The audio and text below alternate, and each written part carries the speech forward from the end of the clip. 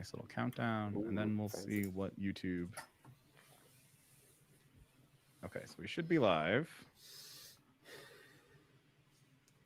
Let me check the YouTube. Oh, I can. Yeah, I'm on. My video is on YouTube. So. Oh, nice. Well, they're the important ones anyway. Yeah. I guess it's that you guys just can't see me. Okay. We can watch you on like a 7-second delay or whatever. To remember what you said and then match it up. Yeah. And it says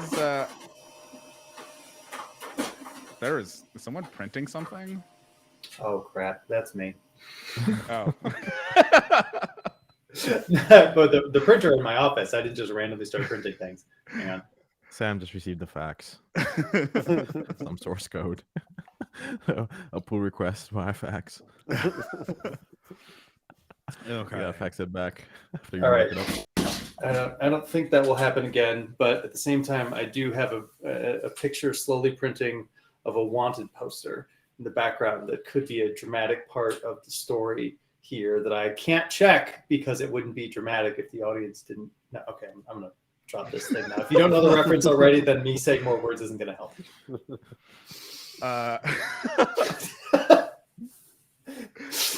Okay, let's get started. I'm gonna play a little intro.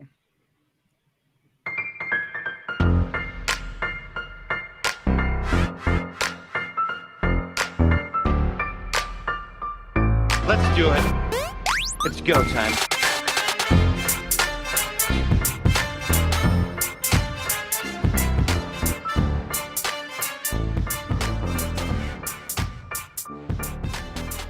Welcome to Go Time. I'm your host, Kris Brandow, and today we're doing another episode in our mini-series on maintenance. And the topic of today is open source, but before we get into that, let's introduce our panel today. So up first, we have Sam Boyer, who's been on the show a little bit before. He's been on one of our maintenance episodes before. How are you doing today, Sam? I am just lovely and delighted to be here. Excellent. And then joining us as well is Aaron Schlesinger. He's been on the show in the distant past, but he's very welcome back. How are you doing today, Aaron? I'm great. Thanks for having me. Awesome. And my co-host today needs no introduction, but it's Johnny Boursiquot. How are you doing today, Johnny? I'm doing that well. Happy to be back. Awesome. I'm excited to have both you and Sam on the show again because we can get into some nice meta conversations here. But to kind of set the stage for the show today, so we're going to be talking about open source. And as you know, most of us know, open source and other source available projects are, a huge driver of progress in our industry. But there's often a lot of focus on just like the initial building of those projects, but not a lot on the maintaining of the projects, both like maintaining the code and maintaining the human aspects of projects. So that's what we're going to talk about today.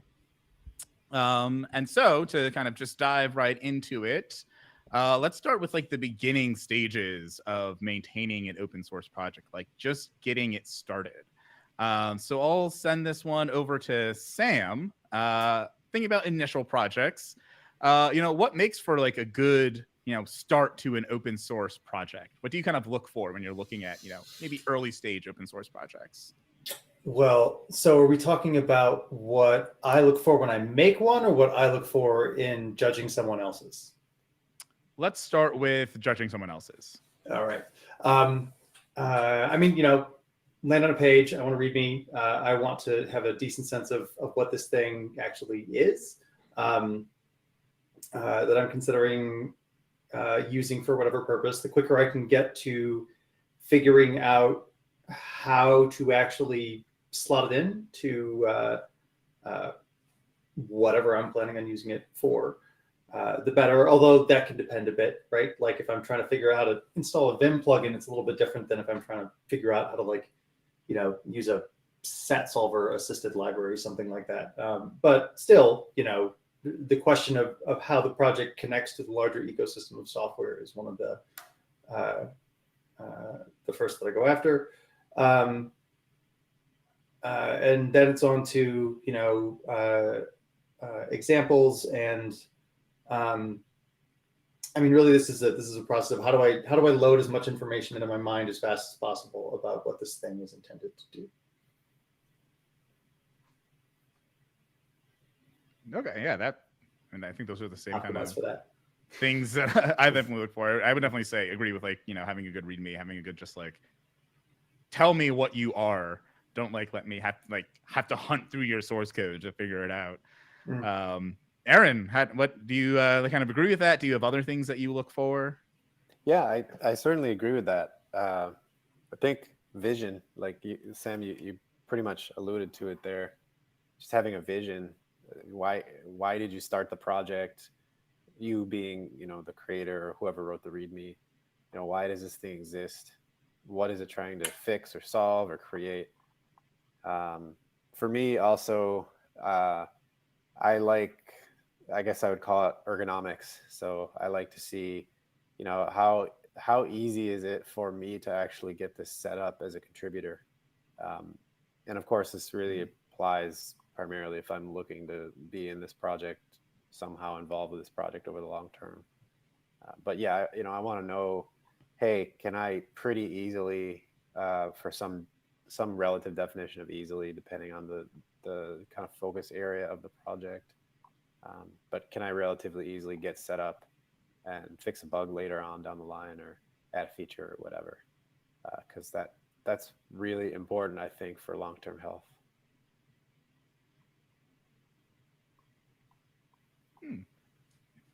Yeah, I like that, man. Those are some good answers. I like that you're connecting already to the contribute back bit, right? Yeah. Well, actually, so I have a question there. Is it like, are you coming at that from the perspective of the person coming into somebody else's project, or from the person as the maintainer of the project, the importance of providing a path back to contribution? I would go with both, but I have different concerns as a consumer versus a producer. So as a consumer, I might not ever contribute, but it's important to me that I see that the project has thought of contributors, because I think that's a pretty good indicator of long-term sustainability and success. As a creator, part of the reason I like a great contributor experience is because I'm going to be a contributor. Future me is going to forget how current me set up the makefile or whatever. But also, that tends to make things, at least for me in my experience, it tends to make things way easier down the line when you have a community of, even low single-digit contributors. It tends to make things a lot easier, if most people can download, do a git clone and maybe download Mage or just run make whatever, and it just works. That tends to cut down on most of those annoying bugs, like, oh, I didn't install this code generation library, or I didn't install X, Y, and Z, and so I'm stuck. I literally can't do anything until you, the creator of this project, comes and helps me debug this over a GitHub issue. So for me, that's a little bit selfish, I suppose, but in a good way, because it helps folks down the line get started without that toil. So you mentioned there wanting to see a good way for contributors to contribute to a project, even if you aren't planning to do it yourself. I guess, how do you feel about projects like Lightstream and what Ben Johnson's doing, where he's like, no, I don't want to have any contributors. And I'm explicitly saying that. Do you see that in the same kind of vein, where it's like, well, they're being upfront about how they do it? Or do you think it should be, you should always want to be taking on contributors? Like, would you see that as a negative there for a project? Oh, no. He's thought about it, right? He's thought about what he wants the long-term vision of this project to be. And he's said, I'm not interested in contributors. So as long as you've thought about it, because a lot of people, I think, myself included, I may be one of the bigger offenders of this. I want to build, so I start something and I build, and then it gets to a point where it's mostly feature complete, or at least the biggest features are done. And then what? right?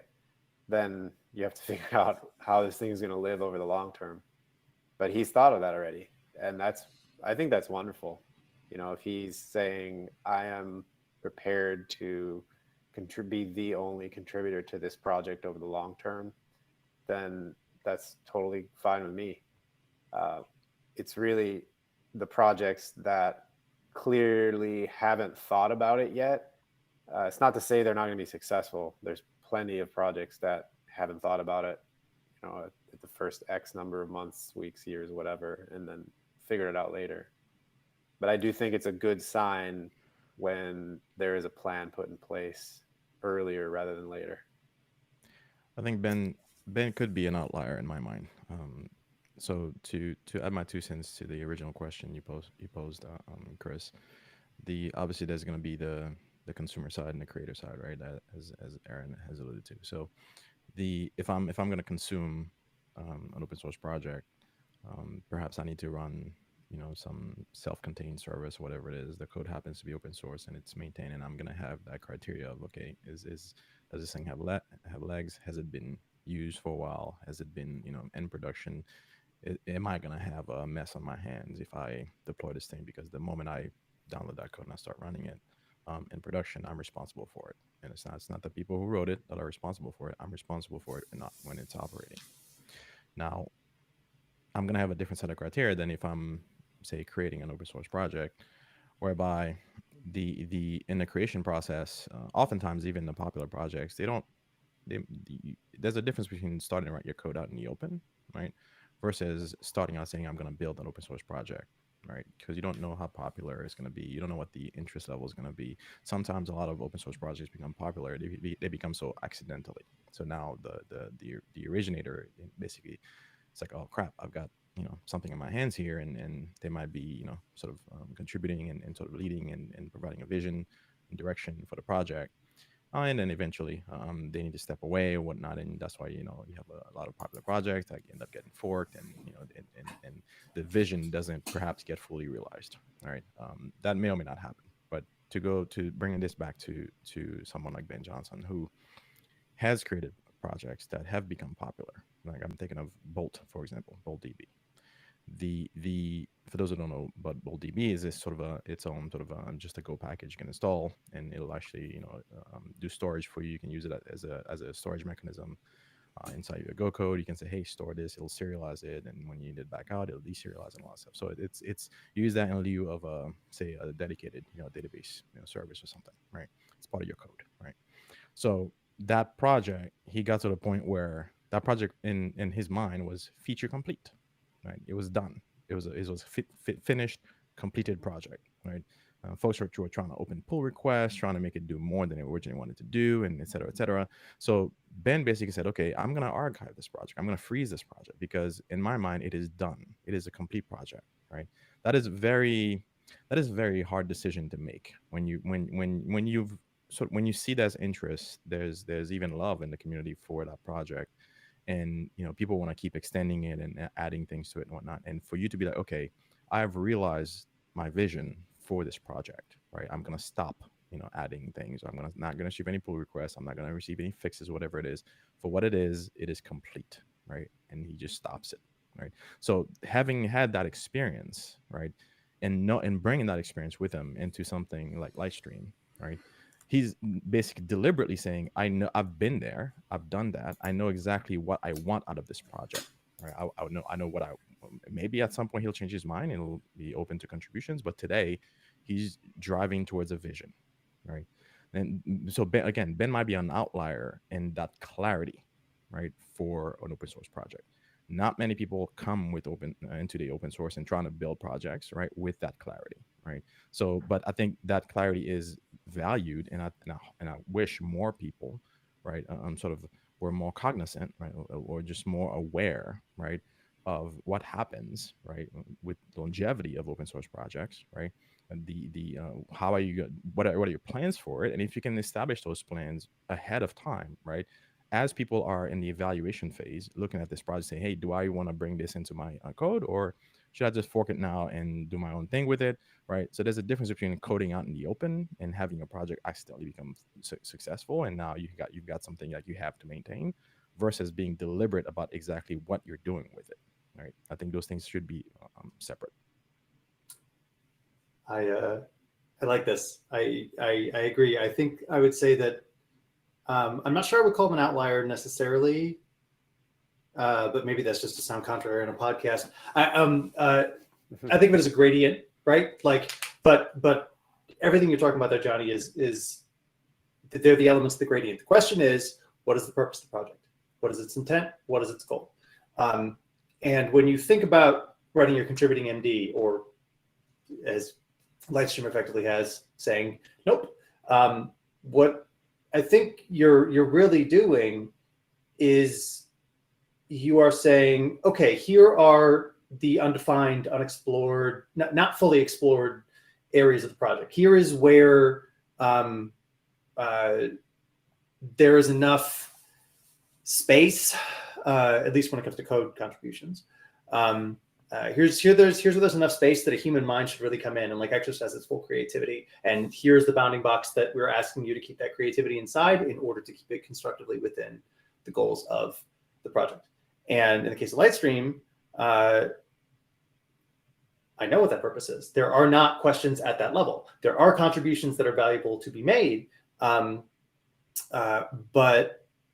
I mean, I remember it's funny actually, because I was thinking of Lightstream before Kris mentioned this, and it's not in the README, but somewhere else in the docs, he explains that the motivation behind this was essentially in this particular class of application, the cost of attempting to integrate external changes and to verify the correctness of all of the other parts of the system was so high that it contributed significantly to burnout, because he felt caught between wanting to be responsive to people's shown interest and like maintaining the correctness of the project. So when you have such a strong vision that you are clear on what the correctness criteria are in the first place, and you don't need to make up new functionality and therefore new correctness criteria, it's perfectly fine. But that's what makes it a gradient, right? It's actually about like how precisely defined are all the different pieces of your project and what they're supposed to do. And also why, to quote the README here from Lightstream, initially, Lightstream was closed to outside contributions. The goal was to reduce burnout by limiting the maintenance overhead of reviewing and validating third-party code. However, this policy is overly broad and has prevented small, easily testable patches from being contributed. Because yes, when the project does deviate from its own stated goals in some way, surely if someone can contribute a patch that brings it back in line without introducing new goals, these can be helpful. I think we see value similar to value planning a technology project, right? It's, as you said, Sam, I'm going to choose as early as possible what the bounding box is for, in the contributing case, for how, if at all, people will contribute code or tests or whatever, or documentation, what have you. And for tech, similarly, it's, I'm going to choose how far the feature set of my project X is going to go. And I'm going to use that vision in either case to decide, probably indefinitely, to decide, am I going to A, take a contributor or an issue or a pull request or whatever, or B, am I going to say yes to a feature? And that is a hard thing to do, because that is planning, right? And planning is hard, as we all know. That is planning. But it's also hard to have the confidence later on to stick to that plan when there's a really cool feature that you've always wanted to do, or that'll let me use this awesome library if I want to build this feature, or, I see some GitHub stars now, and maybe if I accept this pull request, I'll get more GitHub stars, right? We're all human. We want to grow. We want to see growth, We want to do cool stuff. We want to learn. So it's hard sometimes to stick to that plan. I would actually say, assuming you do have a plan, sticking to it is probably harder. Excuse me. Sticking to it is probably harder than making it. And that is a hallmark, I think, of a good project overall, with long-term sustainability. Aaron, if you don't plan, planning is not hard. Ooh, is that the first, You know, you got, or maybe But that's the most also- popular opinion? I mean, like, plans are useless, but planning is essential. So where's the balance of the Proverbs land here? I don't know. Anybody else have another planning? This Proverb? might be the first If you philosophy. fail to plan, you plan to fail or something. First Yeah, majority that's not- philosophy podcast out there on Go Time. Yeah, it's unplanned. I do have to say, when starting a project, I guess this is kind of a question too. Should you do that upfront kind of constraining of the project, or should you just kind of build it and see where it goes? Because I think there's like, there's the one school of thought where it's like, I kind of know where I want to build, what I want to build, so I kind of build it and put the constraints around it. But then there's also this other effect where sometimes you build something, or this happens to companies here. You start something and it's meant to do one thing, but then it kind of goes in a different direction, and it kind of finds a better place to sit in another area where that wasn't within your original constraints. So I'm wondering, like, how do you balance, or is it even worth it to balance those two things, or is that just something that we can't really determine early on, and we should just kind of go? Okay, Sam, you're pointing at me, but like, how do you? Yes. What? No, you can't know. I mean, like, I think it is. I really believe actually the planning is essential, but plans are useless thing. All of my teammates will tell you that they hear that from me a lot.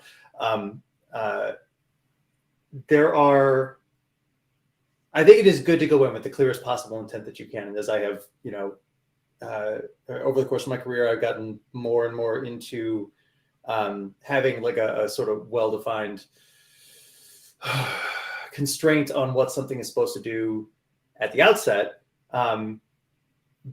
But you've got to be flexible enough to recognize, you have to be flexible enough to recognize when you actually have to shift those goals and what the reasons for doing so might be. The right reasons for doing so. Do you happen to have an example of a reason God, no. that might be to make something shift? I mean, like, I feel like the sort of the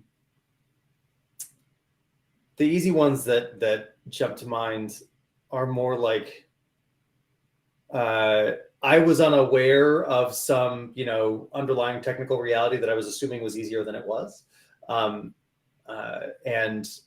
that has become such a basically, you assume that a dependency was going to be there. I don't know, like what's coming to mind is like, oh, distributed systems are easy, right? Like I don't have to worry about consistency, and then you realize, oh wait, everything's broken because I didn't worry about consistency, and you have to like pivot the sort of whole way that your application, whatever it is, works once you realize the horrifying pit of complexity that is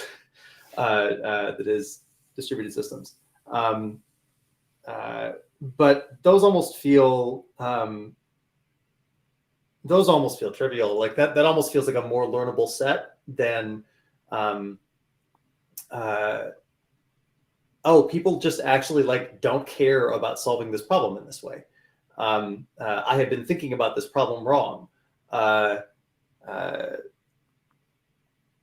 which I'm racking my brain to be more concrete, and I'm not coming up with anything. But this seems both like more challenging and more common, because I think we just routinely don't actually understand what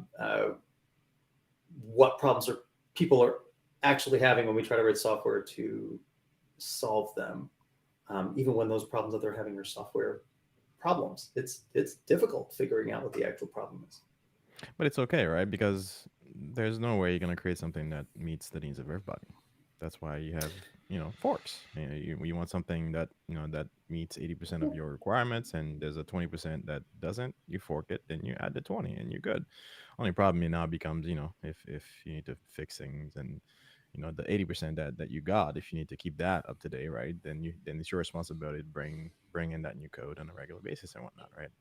And most people don't do that, right? They just, they just the fork it, add their features, and hopefully, they YOLO the rest, and hopefully there's no updates to be made, and but that might be okay too, right? So it's I think trying to that I think the for me, the smaller the scope of a project, um, open source or otherwise, right, the better, right?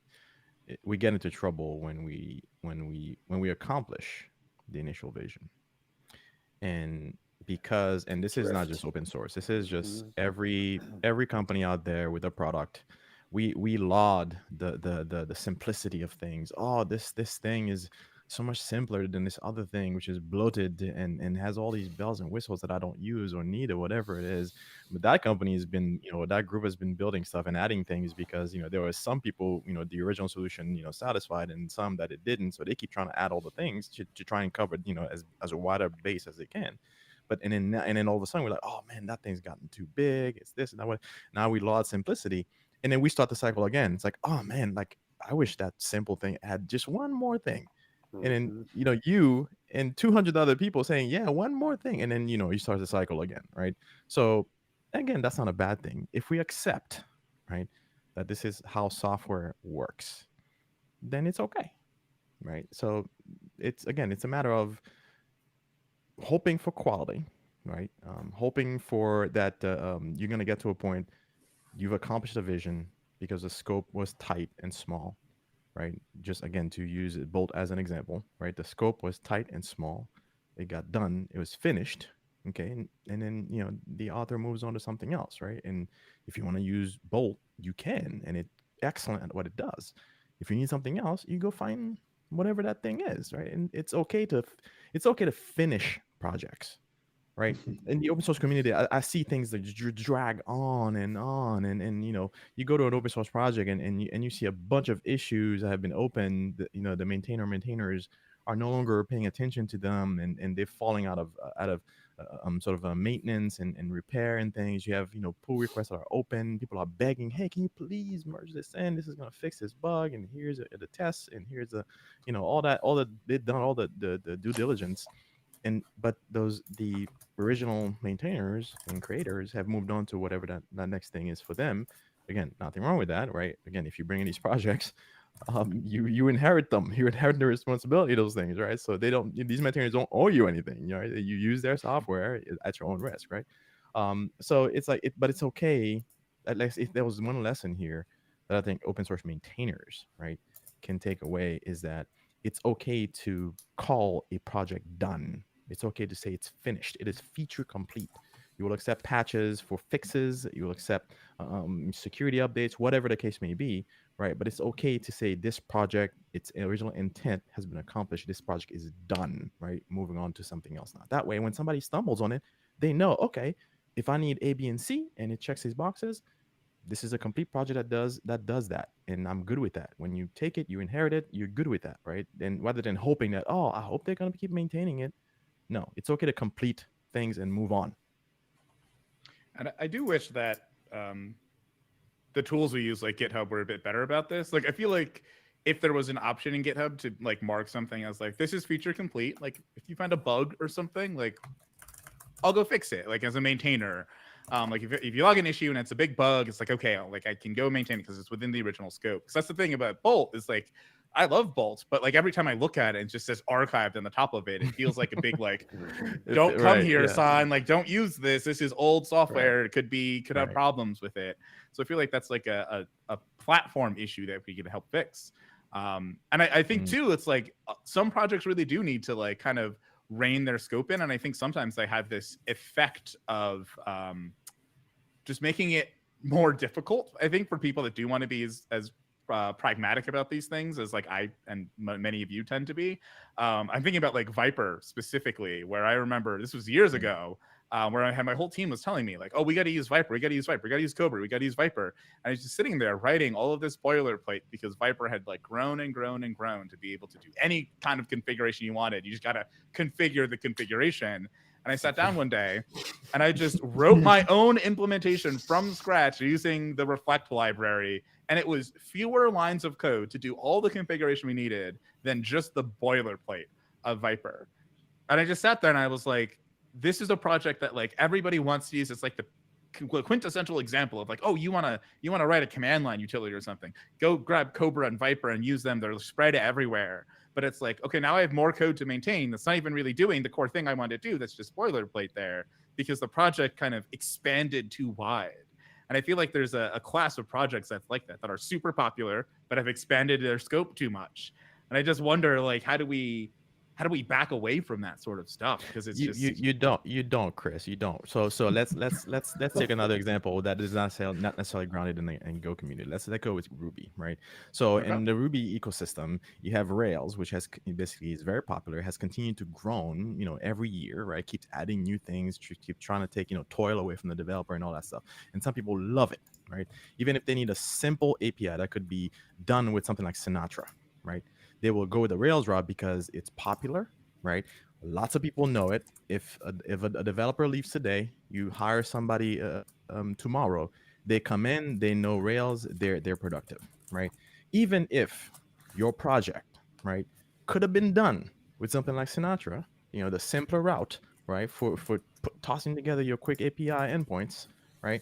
You're gonna go with a more complicated thing, right? Or maybe you're sensible enough to realize, okay, I'm just going to start with something small, right? So I'm going to go the Sinatra route, right? And then you start, basically falling back into your habits that you know and love with the more popular things like Rails. And you're like, oh, I wish I could do this. I wish I had an ORM. Oh, I wish I had, the special routing. I wish I did that. And then next thing you know, you're inching your way to the more complicated thing because you're used to the complicated thing. Okay. So rather than saying the projects need to change, we need to change ourselves. We need to change our approach to how we're building things, right? So there's a reason I love Go, because Go's not trying to be all things to all people. It is a very specific language that was designed to solve a very, very specific set of problems that it saw, right? So when we talk about, Go versus Java versus Rust, whatever it is, I look at these and I'm like, I kind of don't really care whether you think this language is better than Go or not. Because for me, Go is solving a very specific set of problems, right? So I'm not really going to compare feature by feature. I could care less. I honestly could care less about this other language's feature, right? Because that is not a problem that I have, right? So if we start looking to solve whether it's picking a language or the right package or the right full-on open source project that we're going to run, whatever it is, if we started saying, hey, let me not jump to the deep end. Let me not pick the most complicated thing, the most feature-rich thing, the thing with the prettiest website, the most stars, whatever. If we started looking at, okay, what problem am I trying to solve, right? We'd get ourselves in fewer hot waters than we needed to, right? And I'm not looking at a lot of people that are jumping in the Kubernetes bandwagon right now. That is one example that I will always fall back into. Most of you don't need Kubernetes. That's my unpopular opinion already. Well, but Johnny, you mentioned a really specific type of consumer, which I think most would agree is the most common consumer of open source, which is a business, right? You talked about hiring. So, that brings up another point, is a business might not choose or build technology that's the simplest. They might not even want to build technology that's technically the simplest. And you mentioned the community, and that might be, I've never built a business. I've never run a business. So all I can do is make educated guesses here. But the community quality and size might be one of the biggest reasons why you would choose a technology that's complicated than an alternative, more complicated than an alternative. So Rails is your example, right? Rails has a probably bigger community, probably a lot more quality engineers that you can hire that will know and be attracted to a Rails job than a Sinatra job. And that might be a reason to choose Rails, even if you've got to build a REST API with 2 endpoints or something like that. Then let's not pretend this is a technical problem. I would agree. Yeah. There was an essay written 10 years ago, which I could have sworn that I shared last time I was on here, and I don't think that I did, but it's by a guy named Stephen Wittens, who was an early member of the Drupal community, which is where Kris and I met in the midst of time in the past. And he wrote this essay. He famously departed the Drupal community, and wrote this essay 10 years ago, which I've put in chat here. I don't know if that goes to the YouTube, whatever. We'll put it in the show notes. In which he described, well, amongst other things, how communities can become self-fulfilling prophecies that just continue to produce things inside of the context that they've already created. So at least part of the reason that happens is, once you have a community and you have other people around who are watching and paying attention and speak the same language that you do, and I don't necessarily just mean, programming language. You could start at the programming language level, Ruby, then go down to Rails or PHP, and then down to Drupal. Like, this is a community of people you can have a conversation with. It's a medium through which you can express, which is both important from a purely practical solving problems perspective, but also from a human getting, expressing your creativity and having it seen by others perspective. And I do think that there is a fundamental tension there between the growth of a community and keeping things small and simple, because there isn't really enough space often for everyone to make those creative expressions and still have things remain sufficiently simple. I think that's long term. I think that's the most productive way to grow open source, though. Yeah. No, right. I'm not saying it's not good, but it's a tension. It's a constant tension. Yeah. We need that to evolve, right? Mm-hmm. Have the next programming language, the next systems language, the next web framework, whatever, We need. Well, this is part of why Johnny's cycle thing matters, right? Like, we're going to see the growth, and then something new will come along and will displace it, because we have to allow the humans who are in the space to be human. Yeah. But I feel like there's also this amount of because there is that, we have to build these communities, and there's a lot of good focus on growing things. But I'm also always struck by how the things that we actually depend on at the end of the day are very old things that haven't changed a lot. Like, I've said it in a previous podcast, but I'm HTTP has 3 versions over 30 years that are all compatible with each other.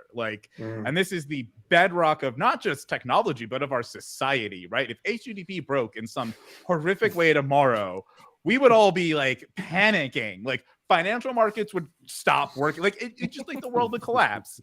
And so it's we talk about, this open source stuff and how important it is to build these projects and to grow the stuff. But then you kind of turn around and you look at well, what is the actual bedrock of, how we operate and what we do? And it's these boring, very slow moving technologies. And I feel there's space in the world for both of these things to exist, right? But I feel we're having this creeping that's happening where people are creating things that want to be that bedrock, but they're creating it with this hyper growth startup-y mentality. Once again, Kubernetes, right? Kubernetes wants to be this foundation, right? It wants to be this thing on which we can build the other things, but it's also just a giant mess, I want to say, at the end of the day. It is an extremely difficult beast to operate. If HTTP was this difficult, HTTP wouldn't have won. If Linux was even as difficult as it is, as difficult as Kubernetes is, I don't think Linux would have won. So it's how do we, I guess, is there a way to kind of shift us back? Is there a balance here that needs to be struck in some way? Or is this just maybe we just got to keep trying and eventually someone will make another one of these things? It's just people just make lots of open source stuff and one of them catches on for some reason? It depends on whether you're building. So I like your use of HTTP as sort of a fundamental sort of piece, right? To pretty much all of, or most of us doing what we do, right, in this field. But I look at that as a sort of much lower level component, right? So it's to me, it's the differentiation between a component, right, versus a solution, right? Kubernetes is a solution, right? HTTP is a component, right, in my mind. So the lower, down the stack you are, right, if you talking about, okay, I want to create something that's operating at the TCP level, the network level. I want to deal with packets. So at that level, there's a lot less sort of churn and I don't want to say lack of innovation, but there's a lot less. There's fewer things to change, right? There's fewer fewer groups trying to upend and sort of reinvent, right, that wheel, right? So we'd rather build things that are much higher up the stack, right? Basically inching your way closer to a complete solution, right? Because at the end of the day, that VC money is for solutions, right? Not for components, right? So that's where you have most of the activity happening at the solution level, right? So you have people that are building on top of those solutions to create their own solutions, right? So the higher up the stack you go, the more contributors you're going to have, the more people who can use higher level languages, to create things and to build solutions on top of those solutions, right? So to me, it's like if you're at the systems programming level, there's yes, there's some innovation there, but not the same kind of innovation happening at much higher up the stack, right? So I think it's important to sort of differentiate those different layers and the kind of contributions, the kind of open source projects you're going to see, right, in those arenas versus things higher up the stack, right? Like people are creating Go packages that do very specific things all the time, right? But fewer people are trying to reinvent how Go does NetHTTP, right? Or how Go handles networking requests or whatever it is, right? So but they are building these things that are sort of much higher up the stack to say, hey, I need a package that's gonna do this encoding in a very specific way that I don't get from the standard library or from any other third-party library. So they create one and open source that, right? So those kinds of innovations, those kinds of contributions, there's a lot more of those, and those are the ones I'm very critical of. Those are the ones I'm going to sit down and say, hey, so do I need to bring in this third-party encoding, or can I use what's already in the standard library? Or even better yet, is there a way I can design my solution not to require this different high intensity encoding unless that is part of my secret sauce for my solution, right? If my solution is to package and serialize something in a very specific way, high efficiency, whatever it is, okay, then maybe it's worth writing my own, encoder to solve that particular problem, because that is my business, right? But any other case, I'm being very critical of these things. Well, do I want to bring this into my world because I'm going to be responsible for it, right? So I think we have to sort of be very cautious as to what layer, right, are we looking at here in terms of contributions and open source and maintainability. Well, so Kris, you asked, like, is there a solution to this problem? And Johnny, you mentioned what I believe is part of the solution, not the whole thing, because we still have people involved. And I mentioned before we went live, I said people are hard, right? But part of the solution is what you said. You said there is a difference between solutions and components, right? Solutions are not composable. They're generally not interoperable. Sometimes they're not open either. Mm-hmm. Components are, though. HTTP is a component of most every application, every business that's being started today on the internet. Right. So, and it's open, completely open. Anyone can pick up the RFCs of HTTPs 1, 2, or 3. Anybody can build their own implementation of it for their favorite language. Everybody can use it to communicate with anybody else. Right. Even Kubernetes is a solution, but the internals are moving towards componentization. Right? I was going to say, yeah, that's a fun. It's fun to pick Kubernetes there. Like, yeah. API servers as a pattern. Yeah. I'd also question, though, if sorry, go ahead. I was just going to finish that up. Again, like, just because people have all these components, even if they're very high quality, very well documented, very strong communities behind them, components, doesn't mean, of course, that we're going to make open source better. I think we have to ensure that people buy into the concept of small open components. In the Unix philosophy, they do one thing and do it well, but also that they're incentivized to create and use those things too. That is a problem that I cannot solve, because people are hard. I'll probably say that a few more times today. But the mere fact that the pattern is established and popularized, and again, we're in the Kubernetes world. We're picking on Kubernetes, so that's becoming a more popularized pattern in the cloud native world. The mere fact that it's becoming more popularized is a massive step in my eyes towards improving the state and quality of all of those components that are growing in the ecosystem right now. I think that's a really good thing, because you have that there.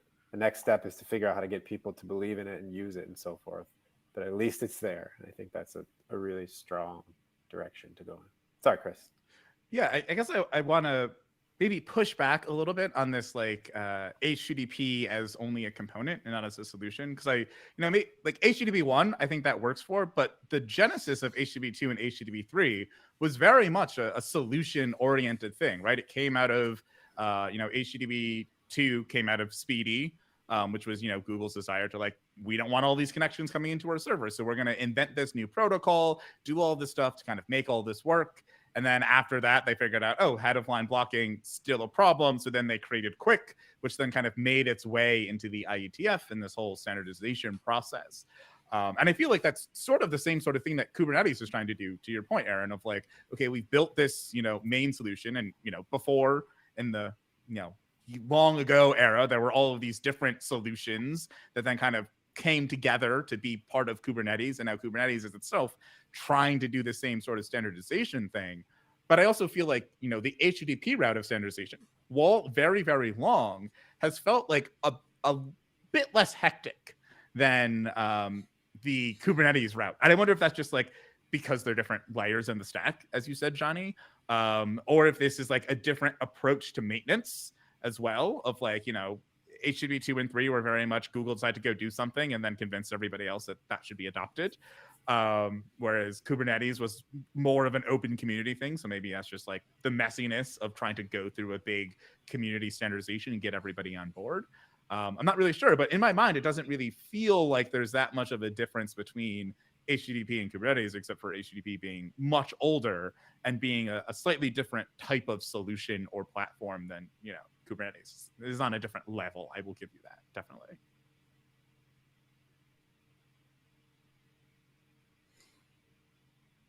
I feel like maybe solution is used in two different ways here. Yeah.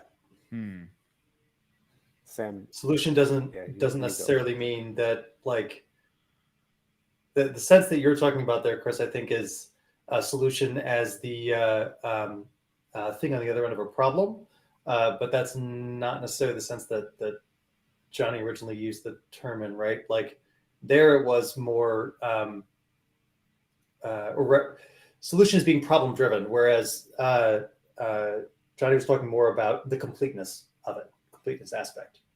And I mean, that's kind of the angle I was going as well. And I think maybe part of the problem is because we do take HTTP as this kind of like, because it moves a lot slower and it's more of this kind of foundational thing that it is a lot easier to see as a component than it is to see as like a solution, because they are doing work to make it like, this is the platform on which you should build your APIs. Here's all the tools you need to do it. Go forth, use those tools to build it. So maybe that's what we're really talking about then is certainty and scope, right? Which is what we were talking about before. What is the reasonable bounds of responsibility for HTTP? That's a more well-defined question than what the reasonable bounds of responsibility for Kubernetes is. I don't think that question has even been answered. I'm not sure if it's been considered at scale for Kubernetes. And just to be clear, I work on Kubernetes and its surrounding technologies every day, all day, every day. So I happen to really love the technology, lest someone think, I'm trashing it. Kubernetes is like a general model of computation. Of course, it's not going to be, right. There's no limits on that. Universes, making universes. That is the limit on computation. So there you go. And maybe this is another like maintenance thing as well, because I think it's like if you actually go and look at the working group for HTTP and kind of look at the way that they're thinking, they have that like. It's pretty large. It's pretty aspirational what they kind of want you to be able to do with HTTP. And if you actually read through the specifications too, what HTTP can do versus what we often use it for, and like the mass reinvention of parts of HTTP that are designed worse and then put on top of HTTP. I think there's just like this level of misunderstanding, which might go back to this, what we were talking about earlier of like, have you presented your open source project in a way that makes it so people understand, what you're trying to get them to use out of it at the end of the day. And I will definitely say that unless you are someone like me that likes to go and read specifications for fun and profit, then it's not going to be something that's easy to pick up on. So I think a lot of the the rhetoric in the world is like, oh, you can do some Git, you can do some post and maybe some CRUD with it, and that's sort of it. And you shove some JSON over it if you're doing an API. But I think that's where people's thoughts of it kind of end. But it's anyway. I feel like we've gotten a little off track of the maintaining open source route.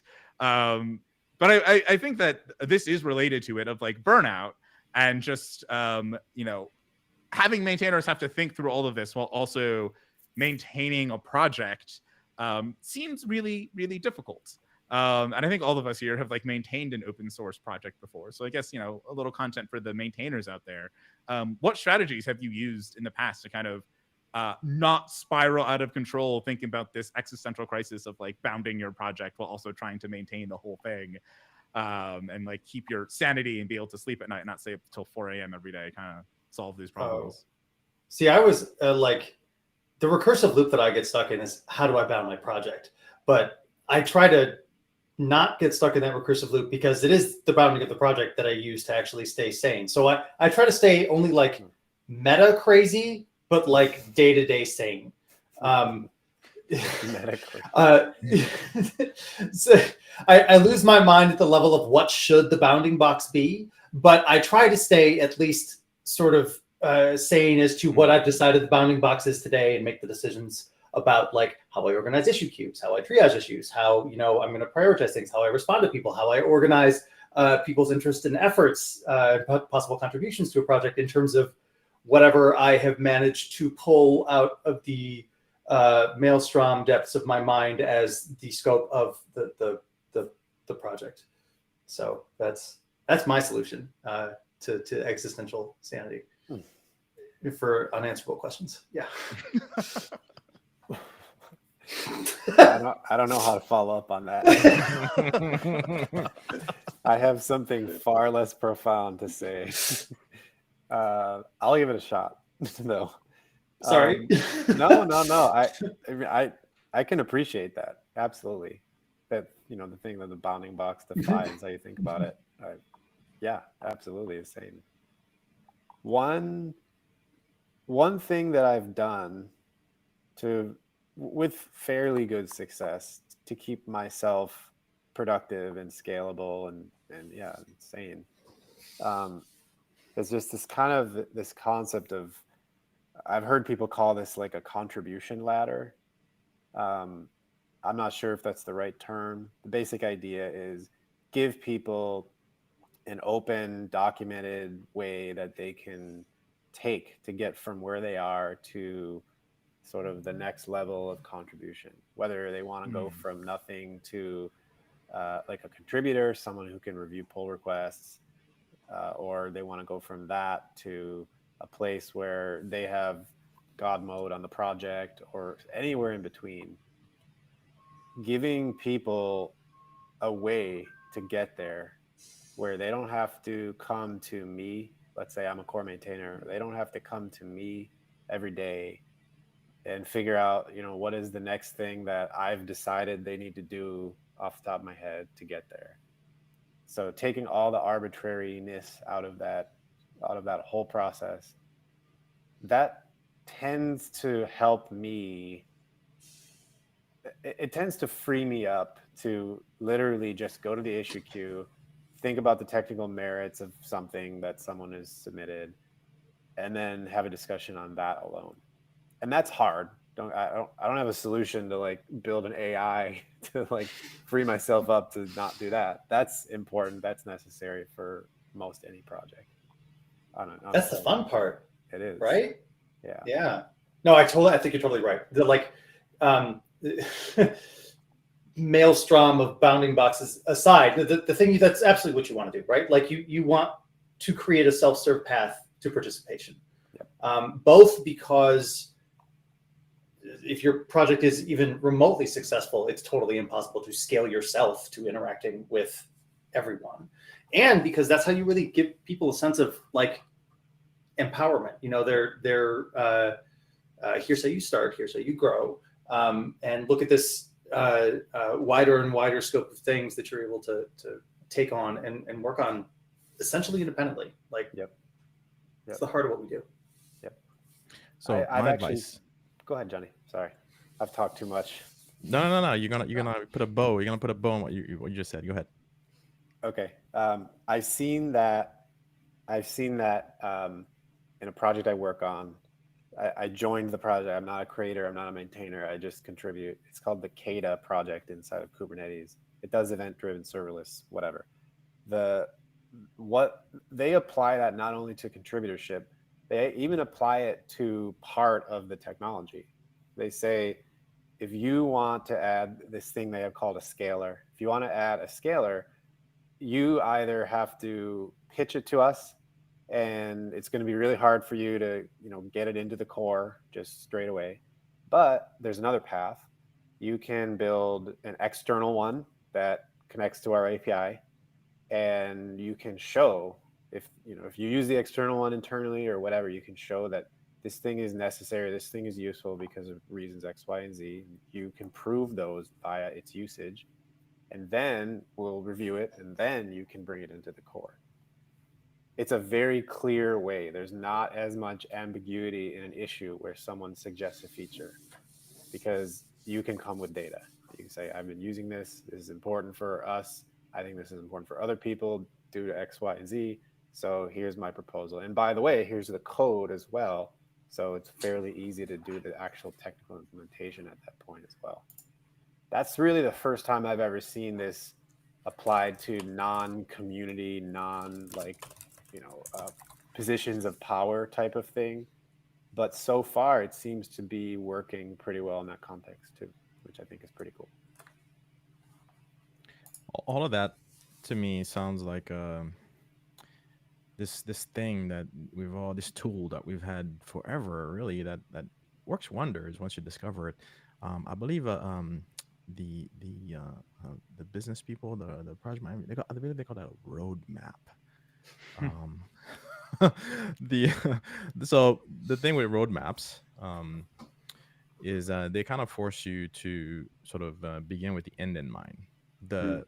The trick is to realize that end, that's the bit you get to move, right? That's the bit you get to move. And once you're at a comfortable enough place where you moved it for up and down the bulleted list of features and fixes and things you'd like to add, right? You get to label that a version, right? And then you get to ship that, right? And then you get to learn from the people who use your software, and then they inform the next list, where you put that line, and if you're lucky, right, you have enough of those bullets, right, that you can start to plan 2, 3, 4 versions out, right? So a roadmap is a beautiful thing, right? That doesn't mean it can't change, right? The end of where you're going to ship the next thing, right? You get to have an end, right? You scope your work, and then you get to label it, and then you get to ship it, right? So we have to get in the habit of getting that feedback, right? In our projects, in our open source projects or otherwise, we have to get in this habit of thinking about the roadmap. And yes, even for open source projects where you are welcoming newbie contributors and everything else, whatever they pick up or whatever you label, newbie friendly or however help wanted, however you want to tag those things, small fixes, it doesn't matter, right? Those people coming in, they can still see, okay, well, I'm going to do a small commit. I'm going to do this is my first time contributing to an open source project. This looks like a good one. If they're curious, they can see where that one fits in the bigger picture, right? That's the thing with developers. We're always saying, hey, like how do I know my work matters? Well, if the people leading the project have done a good enough job, you should see that if you work on this feature right here, or you fix this bug right here, right, that's going to be in version X, or that enables some other thing, some other feature, somewhere. Like you should be able to see, right, how adding this one thing or fixing this one bug, whatever it is, how that enables, right, the next thing, right? That's the beauty of a roadmap. That's the beauty of a loose plan or not having a plan, but really planning, right? So the roadmap is a planning tool without necessarily locking you into some big plan, right? To use a Sam's weird philosophical take on planning. That one is all Dwight Eisenhower, so I claim no credit there. I think that's all Eisenhower anyway. Right. If you fail to plan, you plan to fail, right? Pretty much. Yeah. I feel like that highlights something too, because I feel like we talked about it a couple times on this podcast actually about, you know, people kind of saying that like since plans will always change and they'll never be accurate, that we shouldn't like go through the process of creating them at all. And I think that misses the point that we've been saying multiple times now of like, no, the planning, the road mapping, that action of actually like putting something together and having a base to go off of. Like we have a base now that we can shift, we can change, we can move it around. That doesn't mean that the process we went through to create that is flawed or broken or we shouldn't do it. That's the point of the process. The point of the process isn't to create a plan. The point of the process is to have an idea of where we want to go and say, okay, let's get on the road and start driving. An idea of where we want to go. I've heard that called a vision before. I think we as a group might do worse with this concept than others because we're used to the idea that we make artifacts that like do functional things. Most of the rest of the world has a less precise mechanical concept of functionality. So the idea of a plan that changes probably doesn't distress other people as much. And they don't get into this loop of like, well, if we're going to change the plan, then why would we plan in the first place? No. Like I think we might be disproportionately dysfunctional in this regard. I think it comes with the territory of like, we are people that work with just thought stuff, right? Like if we can imagine it, we can create it. But unlike most other people that come up with thought stuff, like people that create like say movies or books or anything like that, like we have this other like very tangible thing that we can create very quickly, right? Authoring a novel takes a long time. Like producing a movie takes a long time. Writing some code to do something does not take much time. So we have that advantage of being able to create artifacts very quickly, but that also allows us to obsess over those artifacts. Like I said it a few podcasts ago. I think it was an unpopular opinion I might have posed to Peter Bourgon, where I was just like, code is the least important part of software engineering. Surprisingly, he agreed with me on that. But I think I still stick to that because I think it's like it's important, right? It's just way lower on the list than I think a lot of people put there. I think that does cause this kind of problem where we're just like artifact focused instead of focusing on the overall process of the project, right? Or like, you know, when it comes to some projects that we've talked about on the show, it's like, oh, well, that project's archived. So it's like, well, if it's going to wind up being archived or going to wind up not being grown, like why bother doing it in the first place? Like the kind of like focus on the destination instead of the journey. Or to kind of blow it out to the existential thing, like, you know, we aren't rushing to the end here. Like the end of humans is death, and no one wants to rush toward that. So we should be more focused on this journey that we're going, like not so much on the artifacts at the end of the day.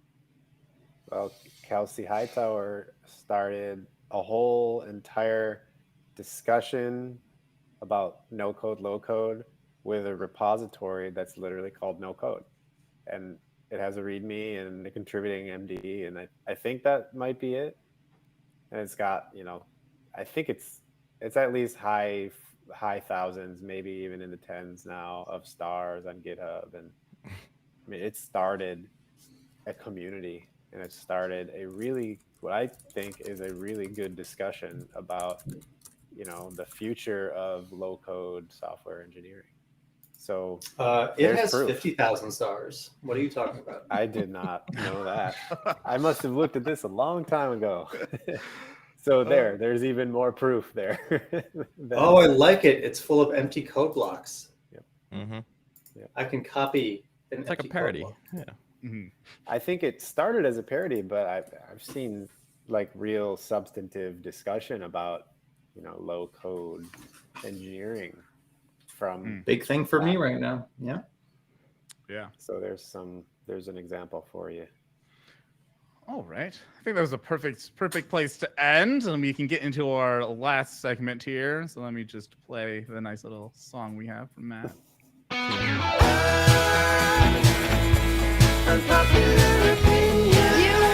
actually think you should probably leave.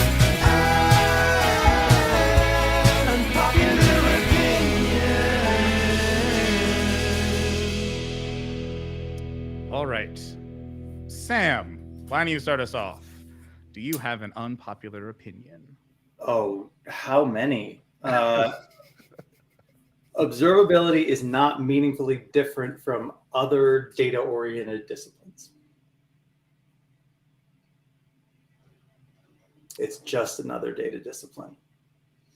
Whether you're talking about like doing, your BI business analyst type person, essentially anybody who is going to look at a bunch of data and make decisions on the basis of it. Yeah, we do slightly different things, but no more different than the other data disciplines against each other. I agree with you. Like I don't. Damn Yeah, it, but Sam. nobody in observability land is like ready to talk about it. That's because, but metrics, logs, traces. Peter said to me the other day, he's like, I'm sorry, I wrote that blog post.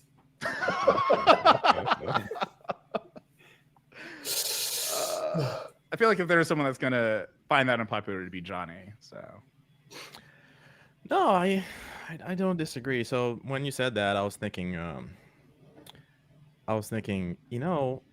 if I handed, my observability tooling, right, the stuff I use right now, right, to help teams, if I handed that to a business analyst, right, so a number cruncher, somebody who maybe uses Excel spreadsheets, or maybe Power BI or whatever, right, these sorts of tooling, right. If I told them like, hey, here's a bunch of requests are coming in. Like you don't need to be, aware of my problem domain, right? You don't need to understand what an HTTP request is.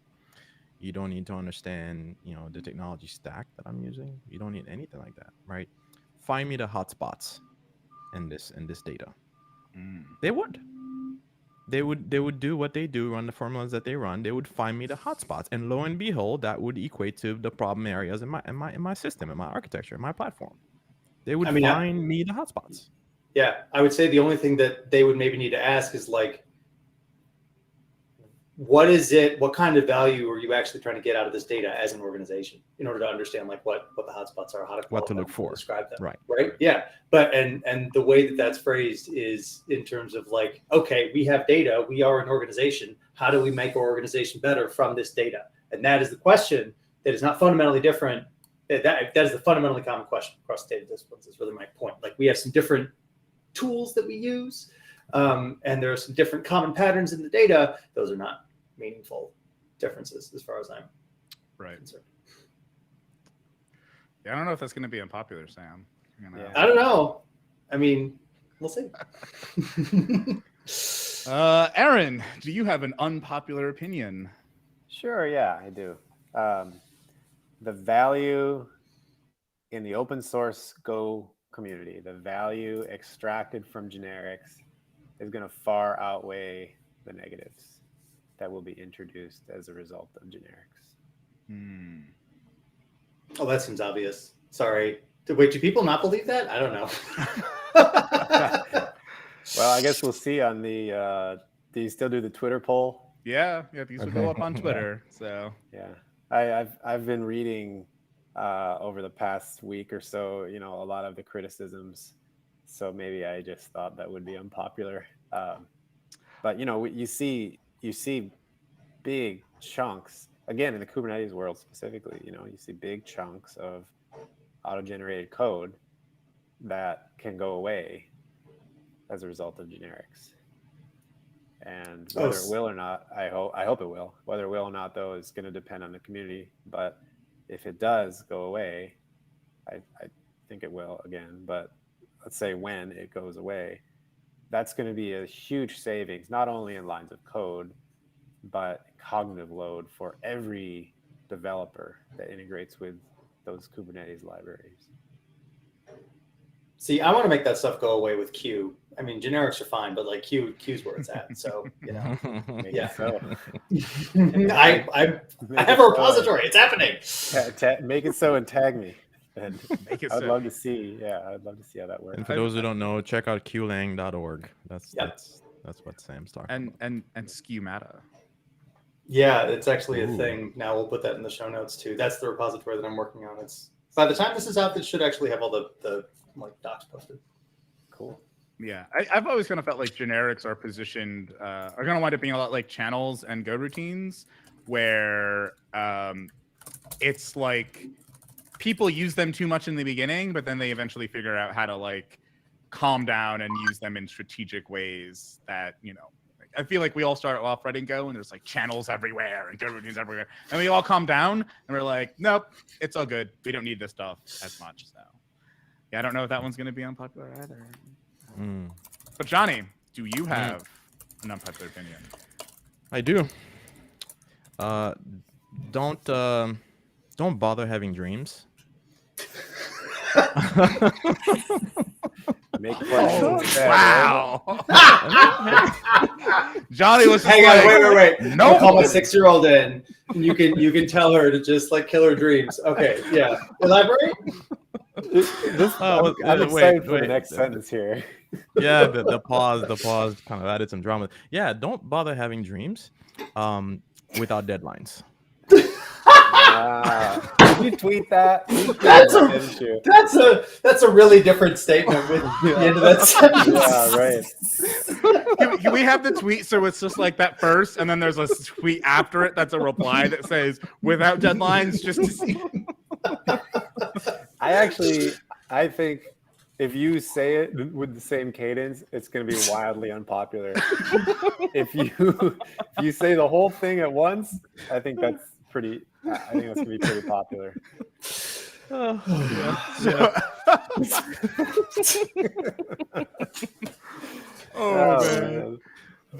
Yeah. No, seriously. Those things turn into nightmares that just chase you around, you know? Just occupy space in your head. Yeah. Once again, come on, Johnny. You were supposed to have the unpopular. All right. I actually do disagree. I cherish my my deadline-less dreams, but now we're actually talking about. I would say the question is, how many do you keep around?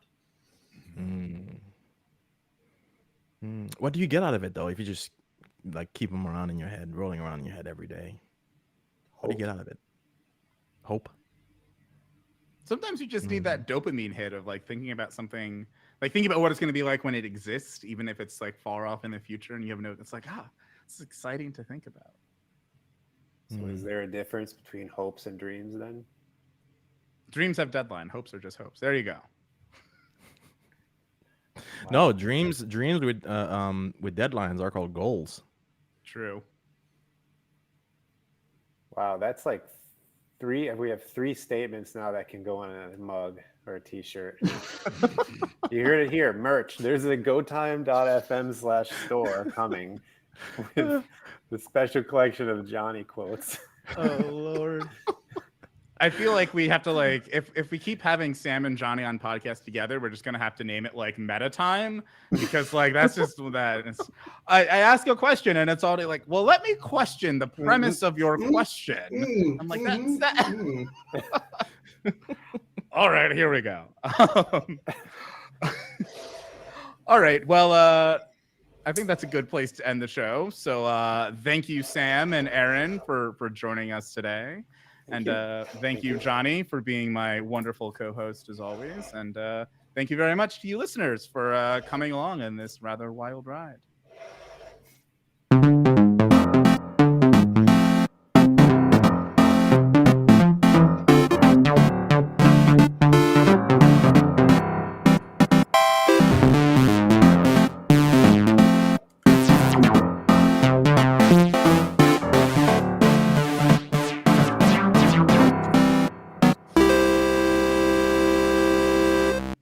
Huzzah! That was a wild ride. That was fun. It was, yeah. I have to drop, Johnny. I'm getting you a T-shirt. Don't have dreams without deadlines.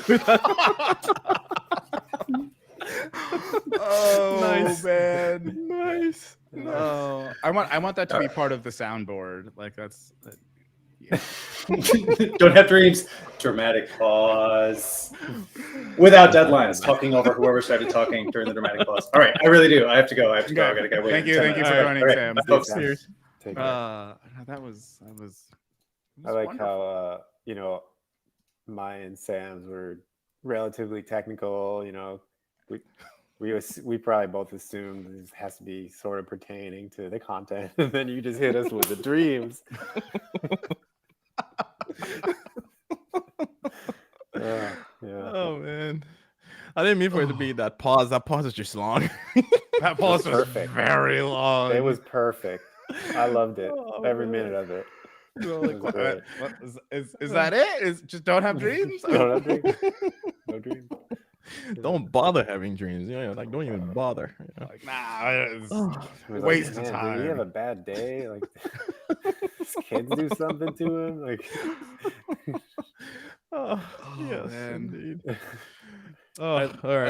I love gotta drop too. all right. See ya. See you guys. Thanks Let again. me stop the recording here.